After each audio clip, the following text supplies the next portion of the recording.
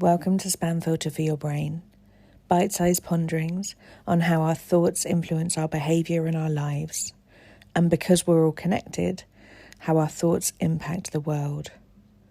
I'm here to help people reconnect with their bodies and declutter their brains. And I don't believe that we should just magically know how our emotions and our thoughts impact our lives if no one ever teaches us. So let's learn this stuff together. This week, I wanted to talk a little bit about the glorious subject of regret. Regret is such a sticky, horrible emotion that we get ourselves dipped in and find it really hard to get out of. Kind of thinking very treacly, quicksand, poison ivy. It's sort of all of those cartoons of trying to desperately escape from something that keeps pulling you down. And I think the keep pulling you down bit is shame. And regret is really based on the premise that if I had not done a particular thing, if I had not said a particular thing, or if a particular thing hadn't happened, then I wouldn't feel the way that I feel now. Now, this is a very sort of natural way of thinking about things that we're taught. I think we can really often look to the things around us to see how they're making us feel. But the reality is that our emotions are sensations in our own body, which are processed by our own brain, and they are ours and ours alone, and they come from the thoughts that we're thinking. And we know that, otherwise everything in the world that unfolded would generate exactly the same emotion for all of the humans. But that isn't true, because people think different things about circumstances that occur around us all the time. And that could be anything from the way that people react to losing their keys through to the way that people respond thinking about having narrowly avoided a catastrophe, or whether, it's as mundane as whether someone might like to go for a walk in the woods. Someone might think of that as like the most joyful thing in the world and having some time for themselves. Someone might think of it as being completely and utterly relaxing and it being exactly what they need. And someone might think of it as the most excruciating thing in the world and they'd rather be playing computer games. And someone else might be completely filled with trepidation about the pollen and the sneezing and the allergies and the bugs and 1,000 other things. And it isn't the walk or the woods that makes those things, those emotions happen for people. It's the thoughts that people are thinking about it. So when we apply this to regret, we can look at the idea of anything that has happened in our past. It's very hard to regret things in the future. If we look at things that have happened in the past, we think that that occurrence, that instance of what has unfolded is causing the thoughts that we're having now. But situations that have happened in the past in a timeline that we made up. Time is completely invented by humans. It's not a tangible thing that we can hold. Something that's happened in the past cannot cause our current feelings, because our feelings come from our thoughts, and we can choose what we think about things.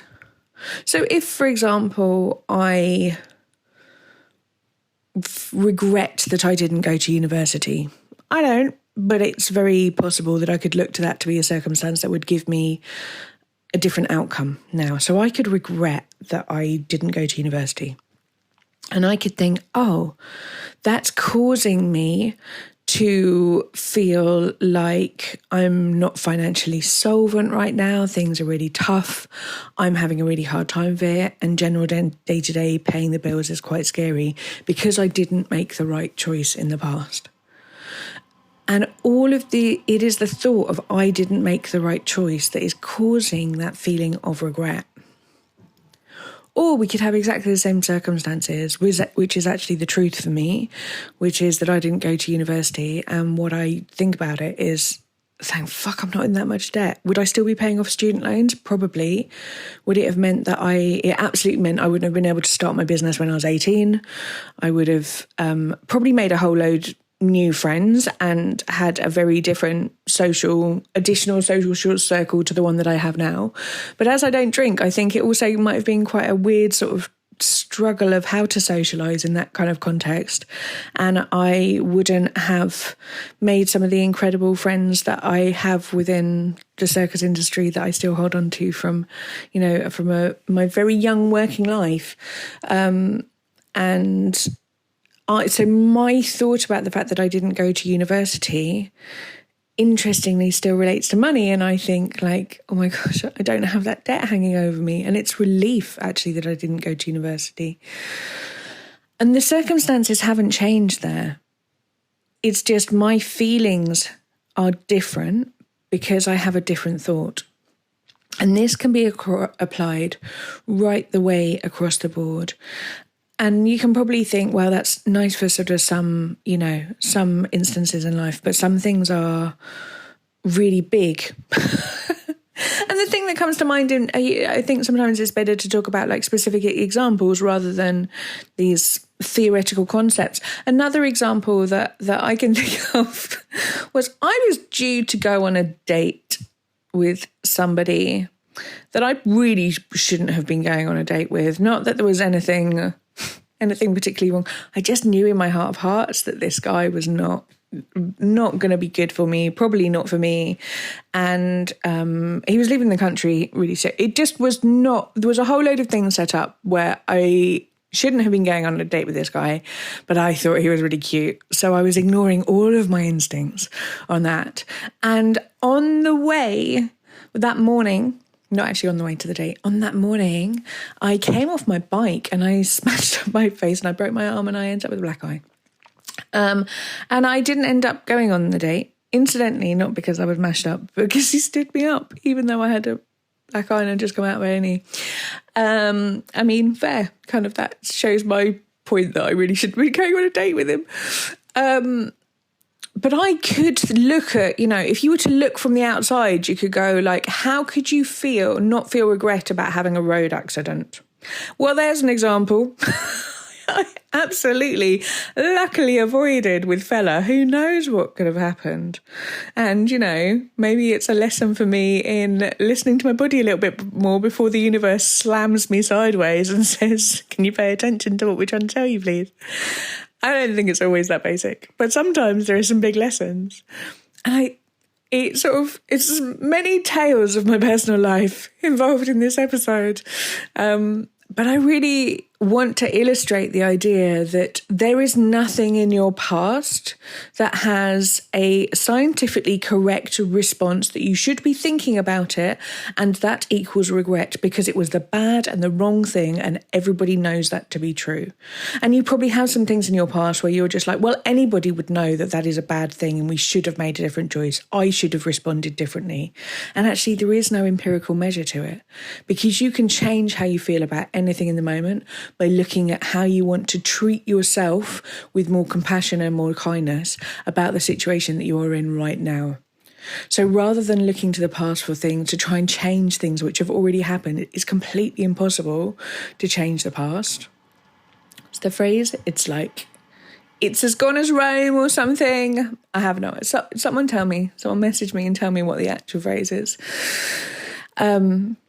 But we have all of the power to change and control how we think now. And it might be hard to get away from something that you've been thinking or feeling regret about for a long time. I shouldn't have done that. I shouldn't have gone there. I shouldn't have said that to that person. But maybe in this particular moment, is there a thought that you could find that would make you feel 2% better about it? Like, maybe I shouldn't have said that thing to that person, and I would like to use this opportunity to not do the same in the future. Maybe I shouldn't have said that thing to that person, but I was feeling upset. Maybe I shouldn't have said that thing to that person and I apologised. Maybe I shouldn't have said that thing to that person and I'm going to try and do better next time. Like, make it really gentle. Don't be like, I should never do this thing ever again. I promise and vow to myself that that's the end of the thing. Like, what can make it just a little bit better?